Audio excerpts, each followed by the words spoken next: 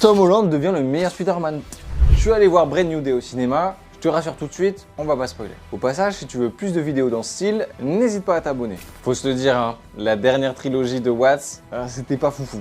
Pour la première fois, j'ai l'impression que Spider-Man colle vraiment à la peau de Tom Holland. Et c'est en grande partie parce qu'on a enfin un réel. Alors oui, le film a encore quelques défauts, hein, mais là j'ai envie de parler des choses positives. Enfin, on s'intéresse à Peter Parker. On retrouve enfin les scènes de voltige. Et aussi, on a enfin des choix de colorimétriques. On est très loin des couleurs ternes qu'on avait dans les derniers Spider-Man. Aussi, le film est une introspection de Peter Parker et Spider-Man.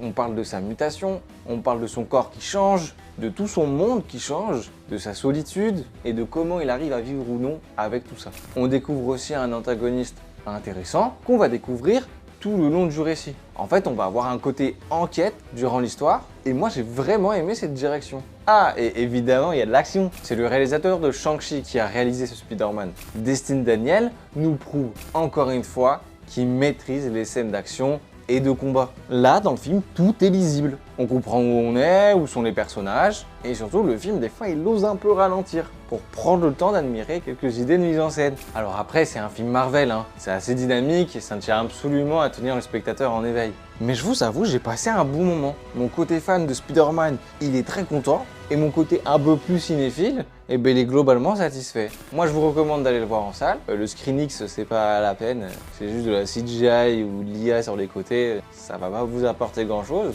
Mais bref, maintenant, j'ai une question. Est-ce que du coup, pour toi, Tom Holland est devenu le meilleur Spider-Man? Je te laisse me le dire dans les commentaires.